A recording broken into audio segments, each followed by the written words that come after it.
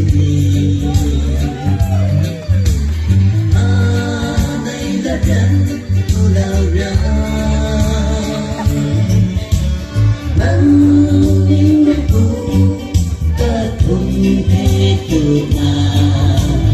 Oh, may tuntay Pulau Rang.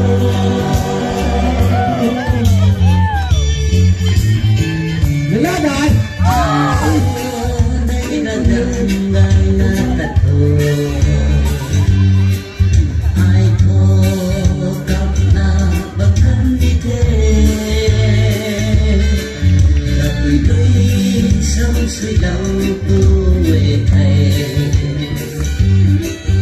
ở đây này khác điều đã nơi lần thứ hai này cũng đang tâm sini. Đây là đất của đâu đó.